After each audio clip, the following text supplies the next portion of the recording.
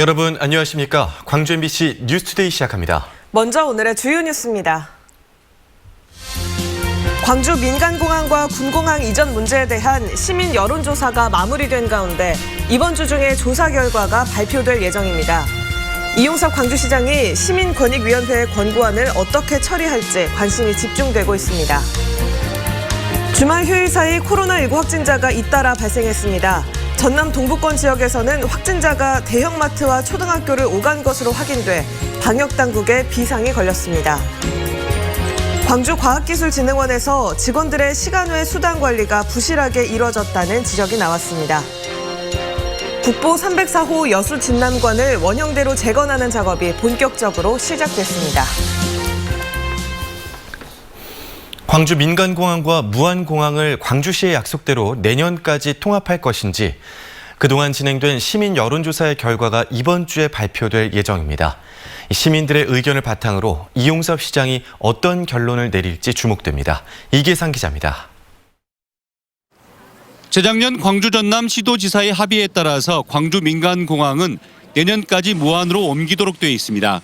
하지만 시장과 지사의 합의 과정에 광주 시민 의견을 묻는 절차가 빠져 있다 보니 광주시민권익위원회가 시민청원을 근거로 여론조사를 진행했습니다.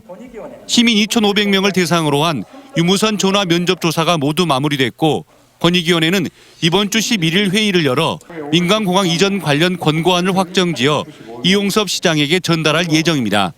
민간공항만 먼저 옮길 것이냐 아니면 민간공항과 군공항을 함께 옮길 것이냐 둘 중에 하나 권고안이 담길 것이고요. 또 공항 명칭에 대해서도 권고안에 내용을 담을 것입니다.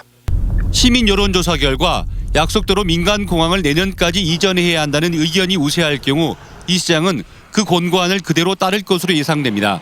반면 광주 군공항과 민간공항을 함께 이전해야 한다는 의견이 더 많고 시민권익위 권고안도 같은 방향으로 마련될 경우 이 시장의 고민은 깊어질 수밖에 없습니다. 권고안이 법적 구속력은 없다고 하지만 시민 뜻을 거스르는 결정을 하기 힘들고 그렇다고 시도지사 약속을 일방적으로 파기하기도 쉽지 않기 때문입니다. 이 같은 상황을 감안해 무안 주민들은 지난주에 집회를 열어 광주시의 약속을 지키라고 압박했습니다. 절차를 즉각 이행하라! 광주 군공항 이전 문제가 10년 넘게 제자리 걸음인 가운데 섣불리 민간공항의 이전 통합을 약속해버린 이용섭 시장이 어떤 해법을 내놓을지 관심이 집중되고 있습니다. MBC 뉴스 이계상입니다. 광주과학기술진흥원에서 직원들의 시간의 수당 관리가 부실하게 이루어졌다는 주장이 나왔습니다. 광주시의회 김익주 의원은 행정사무감사를 통해 광주과학기술진흥원이 사전 결제 후 사후 승인 없이 직원들의 시간의 수당을 지급했고 공공기관이 인정하는 시간 외 평균 시간을 넘어 과다 집행한 것으로 나타났다고 지적했습니다. 김 의원은 작년 하반기부터 시간 외 수당 관리를 위해 지문인식 시스템을 도입하고도 제대로 운영하지 않았다고 강조했습니다. 주말 휴일 광주 전남 지역에서 코로나19 확진자가 추가로 발생했습니다. 특히 여수, 순천 등 전남 동부권에서는 코로나 확진자가 대형마트와 초등학교를 방문한 것으로 확인돼 방역당국에 비상이 걸렸습니다. 김서영 기자입니다. 광주 517번 확진자가 근무했던 순천시 연양동의 한 은행 영업점. 확진자들이 연쇄 발생해 영업점을 임시 폐쇄한다는 벽보가 붙어 있습니다. 그제와 어제 여수와 순천에서만 4명의 지역 감염자가 발생했습니다. 광주 517번 확진자의 어머니와 여동생, 같은 은행에 근무하는 직장 동료 2명이 차례로 확진 판정을 받은 겁니다.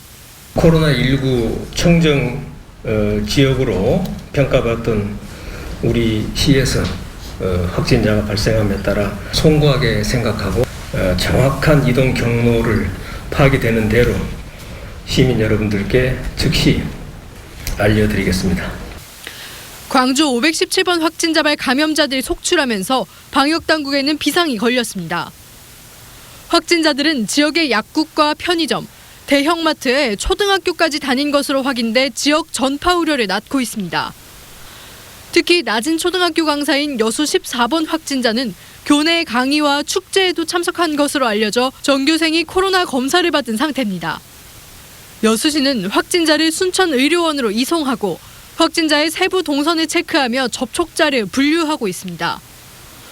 한편 방역당국은 전남 동구권의 무더기 확진을 낳은 광주 517번 확진자의 감염 경로 파악을 위한 정밀 역학조사에 착수했습니다. MBC 뉴스 강서영입니다. 전남 지역에서 소방 인력이 화재 현장에 7분 이내에 도착하는 비율이 50%대에 그친 것으로 나타났습니다.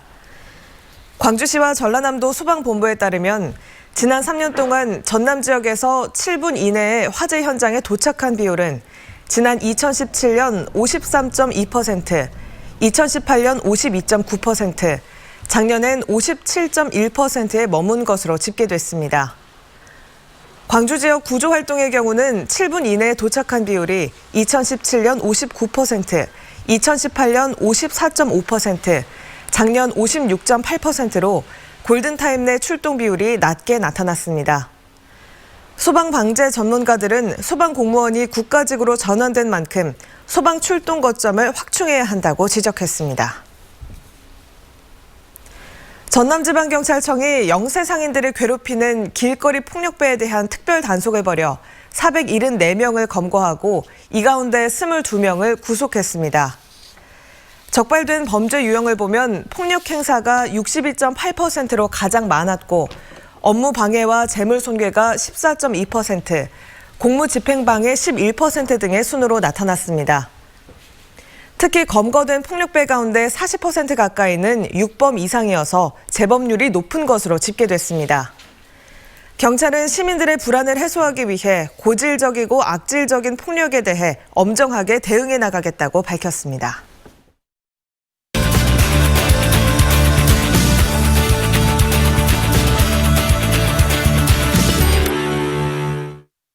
지난 대선 당시 불법 여론 조작을 했다는 혐의로 기소된 김경수 경남도지사가 항소심에서도 징역 2년을 선고받았습니다. 김 지사가 드루킹과 댓글 조작에 공모했다고 재판부가 인정한 건데요. 이번 판결이 향후 대권 구도에 미칠 영향 등을 정준호 변호사와 좀 더 자세하게 살펴보겠습니다. 네, 변호사님 안녕하십니까? 네, 안녕하십니까. 김경수 경남도지사가 댓글 조작 혐의에 대해서 징역 2년을 선고받았습니다. 재판부가 왜 이런 판단을 한 거죠? 예, 우선 1심과 항소심의 차이를 좀 말씀을 드리면 항소심에서는 1심에서 나오지 않았던 새로운 주장이 나왔었습니다. 1심에서는 특검이 그 닭갈비를 식당에서 사 먹고 나서 시연에 참가를 했다라고 했었는데요. 항소심에서는 그 닭갈비를 포장을 해갔다라는 얘기가 나오면서 좀 여론에 반전이 생기지 않았냐라는 얘기가 나왔는데 후문으로는 이런 얘기가 있습니다. 그 파주까지 드루킹을 만나러 가서 닭갈비를 포장을 해가면서까지 만난 이유가 결국에는 김경수 지사 쪽에서 킹크랩 시연을 목전에 두고 만난 것 때문이 아니냐라는 후문이 있습니다. 네, 김 지사는 곧바로 상고하겠다는 뜻을 밝혔는데요. 그렇다면 대법원 판결은 언제쯤 나올지 또 대법에서 판결 결과가 뒤집힐 수 있을지도 전망을 해볼까요? 네, 항소심 판결 나오는 데까지 1년 반이 걸렸는데요. 대법원도 최소한 6개월 이상은 걸릴 것으로 개인적으로 예상을 합니다. 네. 이재명 지사처럼 극적으로 대법원에서 생환할 수 있지 않느냐라고 많이들 물어보시는데 저는 좀 차이가 있다라고 보는 것이 이재명 지사의 판결에 있어서는 대법원에서 표현의 자유에 관해서 기준을 새롭게 좀 설정을 하면서 무죄를 내렸는데요. 김경수 지사의 내용은 사실관계 내용입니다. 드루킹 시연이 있었느냐 없었느냐 이 사실관계 내용이기 때문에 현실적으로 이재명 지사의 케이스와는 좀 다른 경우입니다. 그렇군요. 이 김경수 경남도지사는 또 잠재적인 대권 주자로 이렇게 분류가 돼 있어서 이번 판결에 더 관심이 높았는데요. 이 유죄 판결이 민주당 내 대권 구도에도 영향을 미치겠죠? 네, 김경수 지사의 판결이 나오기 전까지 민주당은 양강 구도 체제가 확고했습니다. 이재명과 이낙연 체제였는데요. 네. 김경수 지사가 갖는 그 본선 잠재력이라는 것은 이 양강 구도를 충분히 깨뜨릴 수가 있는 거였습니다. 이낙연은 이제 손학규와 가까웠고 이재명은 문재인과는 결이 좀 다른 그런 상태였는데요. 김경수는 노무현 정권과 문재인 정권을 관통을 하는 그런 정체성을 지닌 후보였습니다. 친문 적자라는 얘기가 그래서 나오는데요. 그런 부분에 있었고 김경수 지사의 경우에 처가가 전남 신안입니다. 그래서 PK에 더불어서 이 전남 지역에도 소구할 수 있는 매력이 많았기 때문에 이번 그 김경수 지사의 판결로 이낙연, 이재명 양강 구도에 아마 그 정세균 총리의 삼강 구도 체제가 앞으로 진행되지 않을까라고 예상을 하고 있습니다. 아직은 대법 판결이 남아있는 상황이라서 좀 조심스럽긴 합니다만 친문 세력의 지지는 어떻게 변화가 될까요? 방금 제가 상강구도를 얘기를 하면서 이제 정세균 총리를 새롭게 말씀을 드렸는데요. 네. 관건은 정세균 총리가 이 관망세로 돌아설 수 있는 친문 지표의 지지를 얼마만큼 흡수할 수 있느냐가 이제 관건이 될 것 같은데요. 친문 세력이 이제 김경수를 잠룡으로 바라보고 있는 것은 특유의 PK 후보가 갖는 본선 그 경쟁력 때문에 있었습니다. 그래서 이제 조국 장관 같은 경우에 있어서도 대권 후보군으로 분류가 되고 있었는데 현재 상강구도에서 그나마 이낙연 후보가 갖는 최대 강점이라는 게 중도층의 그 어필하는 매력이 있는데요. 네. 정세균 총리가 이것을 뛰어넘는 경쟁력을 보여줄 수 있느냐가 친문 그 세력이 정세균 총리에 대해서 지지를 얼마큼 할 수 있는지에 대한 문제가 될 것으로 보입니다. 네.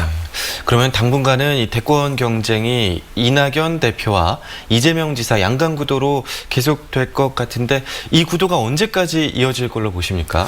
제가 우선 이제 말씀드리고 싶은 거는 이낙연, 이재명 이 양강 구도가 횟수로 4년째 되는 구도라는 점 말씀드리고 싶은데요. 이낙연 총리는 초대 총리로 발탁이 되면서 대권 주자 후보군으로 올라섰고 이재명은 지난번 잘 아시다시피 대권 경선을 치렀던 인물입니다. 4년째 지속하게 이렇게 유재용 양강 구도가 깨지기는 어려울 건데요. 그런 다음에 김경수 지사를 뛰어넘는 PK 소구력을 갖는 제3의 인물이 나와야 되는데 그 시기가 늦어도 내년 초까지는 나와야 됩니다. 그런데 제 개인적으로는 인물 찾기가 쉽지가 않아서 이 양강구도 체제는 내년 초까지는 당분간 확고하게 지속이 될 거라고 생각을 합니다. 네, 지금까지 정준호 변호사와 함께 이야기 나눠봤습니다. 고맙습니다. 고맙습니다.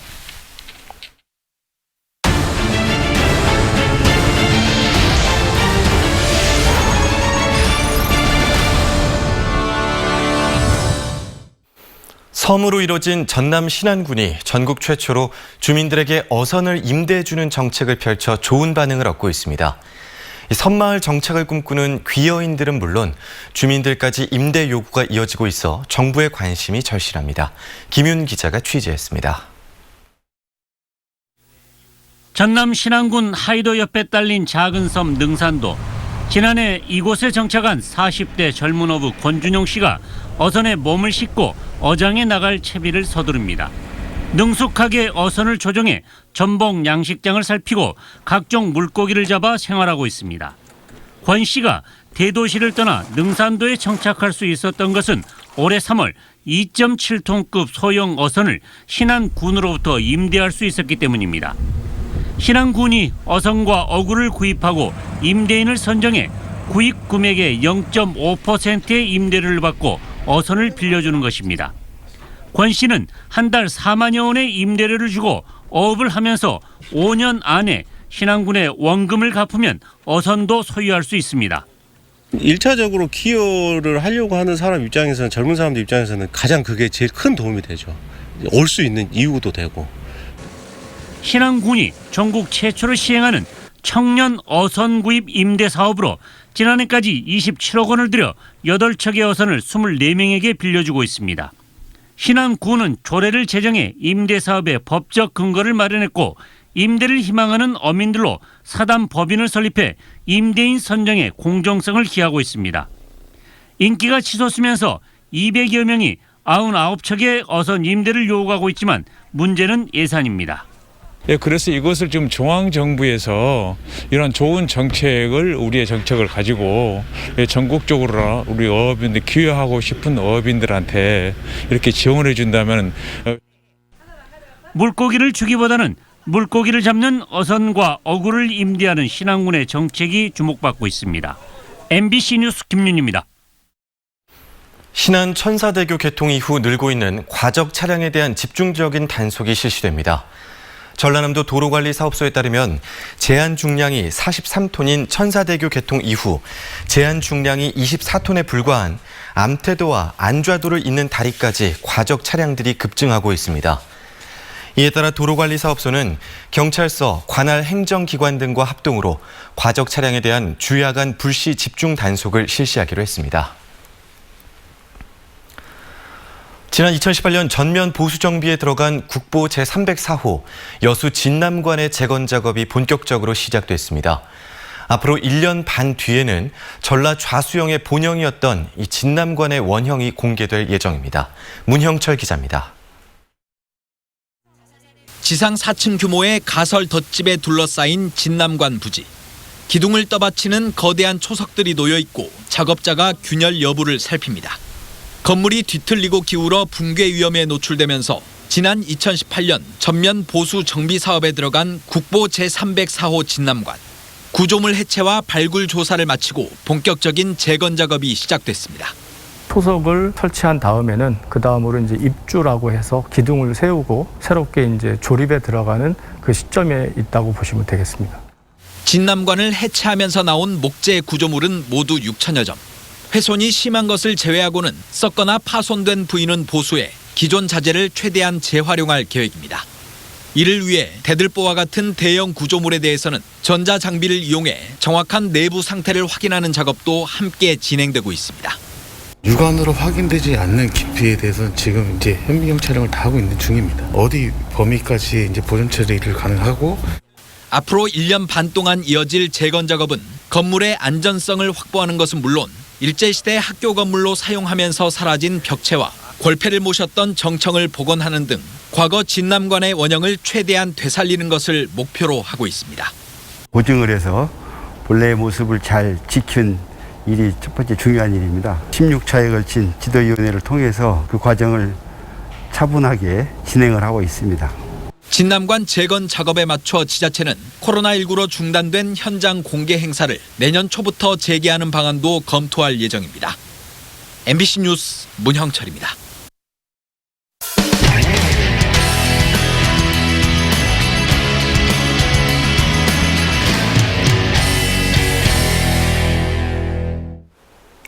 이명박 전 대통령이 대법원 확정 판결로 재수감되면서 포항시가 10년 전 만든 이명박 기념관이 다시 논란이 되고 있습니다.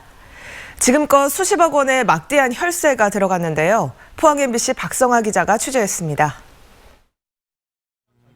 포항시가 이명박 전 대통령을 기념하기 위해 지난 2011년 포항시 흥해읍에 건립한 덕실관. 이 씨가 받았다는 농구공부터 현대건설 작업부까지 텅 빈 기념관은 이 씨의 일대기와 치적 등을 일방적으로 홍보하는 내용으로 가득 차 있습니다. 실패한 대통령, 불법행위로 기소된 사람을 위해 왜 혈세를 낭비하냐며 시민들의 반발이 있어왔지만 지금도 여전히 운영되고 있습니다. 정직해야 되고 시민들한테 국민들 앞에서 떳떳해야 되는데 그렇지 않잖아요. 지금 현재 이명박 전 대통령은 내가는 세금으로 그게 관리가 유지된다라는 것 자체가 뭐가 맞지 않는 것 같아요. 이 덕실관과 함께 인근에 조성된 생태공원, 2년 전 리모델링 비용에 매년 건물 운영비까지 지난 10년간 70여억 원의 혈세가 투입됐습니다. 이렇게 수십억 원을 들여왔지만 방문객은 매년 반토막 나고 있어 혈세 낭비가 아니냐는 지적이 나옵니다. 연간 15만 명까지 이르렀던 방문객은 갈수록 줄어들어 올해는 5천여 명에 그치고 있습니다. 없애버려야죠. 그만 그 기념관. 그러고 도로가에 있는 거 고향가랑 그거 다 막 뜯어야 돼요. 그러면 안 돼요. 고향은 무슨 고향이에요? 이명박 여기 고향이 아니라요. 포항시는 덕실관 운영을 위해 관리 직원 1명을 배치해 관리 중이며 연간 인건비와 운영비로 5천만 원이 넘는 예산을 사용하고 있습니다. MBC 뉴스 박성아입니다. 여름철 긴 장마와 잇따른 태풍으로 올해 쌀 생산량이 지난해보다 크게 감소한 것으로 나타났습니다. 보통은 쌀 생산량이 줄면 쌀값이 올라야 정상인데요. 농민들은 오히려 쌀값이 떨어질까 걱정하고 있습니다. MBC 충북 김영일 기자입니다. 막바지 가을버지가 한창인 농촌들려. 그런데 농민의 표정은 어둡습니다. 부지런히 벼를 수확하고 있지만 수확량이 예년보다 못하기 때문입니다. 지난 여름 유례없는 긴 장마와 잇따른 태풍, 일조량 부족이 원인입니다. 일단 벼를 벼보면은 옛날 같은 경우는 한 2바퀴, 3바퀴만 돌아도 여기가 꽉 차고 했었는데 올해 같은 경우에는 그거보다 한 1.5배는 더 돌아야 벼통이 차고. 실제로 올해 쌀 생산량은 역대 최저 수준인 363만 톤 규모. 지난해보다도 11만 톤 넘게 줄었습니다. 생산량이 줄면서 산지 쌀값도 80kg 한 가마에 21만 3,956원으로 지난해보다 10% 이상 올랐습니다. 공공비 중립 방축을 즉각 중단하라! 중단하라! 중단하라! 쌀값은 오르는데 농민들이 때 아닌 집단 행동에 나섰습니다. 공공비축미가 풀리면 쌀값이 떨어질 수 있다며 사전에 제동을 걸고 나섰습니다. 정부의 공공비축미 방출을 무기로 수매가에 압력을 가하고 있다는 소식이 있어 먹거리 생산에 책임을 가지고 있는 농민들은 배신감을 감출 수 없다. 소비자 생각은 또 다릅니다. 이 농협마트의 경우 지난해 5만 7천 원이던 20kg 포장용 쌀 가격이 올해는 6만 5천 원으로 14% 이상 올랐습니다. 가뜩이나 코로나19로 주머니가 얇아진 상황에서 쌀값까지 고공행진을 이어가면서 가계 부담을 호소합니다. 주식이고 또 지금 물가가 많이 오른 상태고 또 다들 경제적으로 힘드니까 오른다는 자체에서 좀 부담이 되는 것 같아요. 농민은 올려달라, 소비자는 내려달라, 정부는 시장을 지켜보겠다. 올가을에도 쌀값 논쟁이 시작됐습니다. MBC 뉴스 김영일입니다. 광주 광산구와 장성군이 전통 문화유산인 서원을 활용해 관광산업을 함께 육성하기로 했습니다.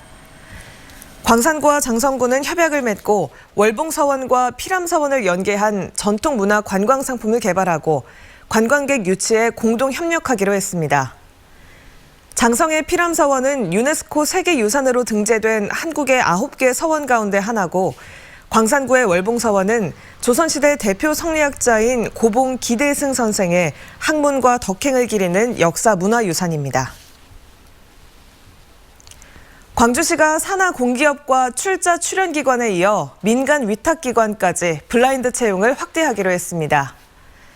광주시는 고용정책기본법 등 관련 법령과 공공기관 블라인드 채용 가이드라인에 따라 민간 위탁기관도 관련 매뉴얼을 준수하도록 할 계획입니다. 이에 앞서 교육시민단체인 학벌 없는 사회를 위한 시민모임은 광주 민간 위탁시설들이 직원 채용 공고문에 출신 학교나 학력 등을 기재하도록 돼 있다며 이에 대한 개선을 광주시에 요구했습니다. 광주 지역 주유소 기름값이 넉 달째 안정세를 이어가고 있습니다.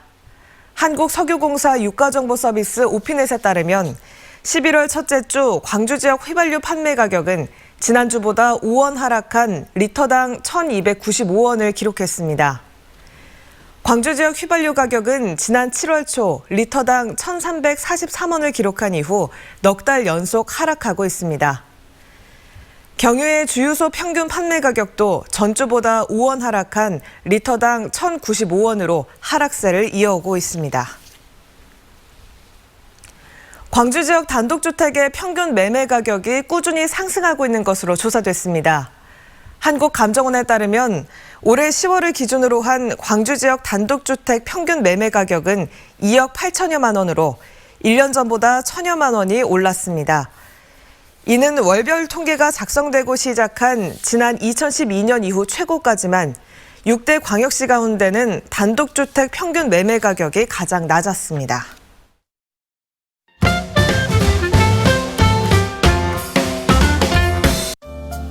온라인 쇼핑몰을 이용할 때 누군가 취향에 맞는 옷을 추천해준다면 어떨까요?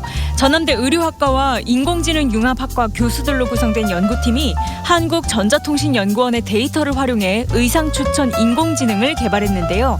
이 모델로 최근 자율성장 인공지능 경진대회에서 장려상을 수상했습니다. 도월희 교수는 패션 분야에서도 디지털화가 진행되고 있다며 앞으로도 이 분야에 대해 더 깊은 연구를 할 거라고 밝혔습니다. 나주 관광개발과 광주 서진여고가 산학 연계교육 프로그램 협약을 맺었습니다. 내년 신학기부터 2년 동안 나주 관광개발이 학생들에게 전문적인 캐디 교육과 실습을 지원하고 졸업생을 대상으로 우선 취업 혜택을 주기로 한 건데요. 나주 관광개발은 취업 중심 교육에 주력하는 학교와 골프 산업 관련 인재가 필요하다는 사측의 생각이 맞은 결과라고 설명했습니다. 양림동 피터슨 선교사 사택터에 이인남 스튜디오가 들어섰습니다. 내일 정식 개관하는데요. 이인남 스튜디오는 미디어 아티스트 이인남 작가의 작업실과 갤러리, 카페 등을 갖춘 공간으로 이후 세미나나 공연 등도 운영될 예정입니다. 이인남 작가는 이 공간이 여러 사람이 소통하는 협동 공간으로 자리 잡길 바란다고 말했습니다. 유랑하는 국악인 그룹 상자루가 광주에서 전통 음악의 멋을 알립니다. 광주문화예술회관 기획공연 코리안 집시 상자루의 길이 내일 오후 7시 30분 문예회관 소극장에서 공연되는데요. 지신밟기, 경북스윙, 아쟁인 블루스 등 퓨전 형식으로 재해석된 전통 음악들이 귀를 즐겁게 해줄 예정입니다. 광주문화예술회관 누리집에서 예매할 수 있습니다.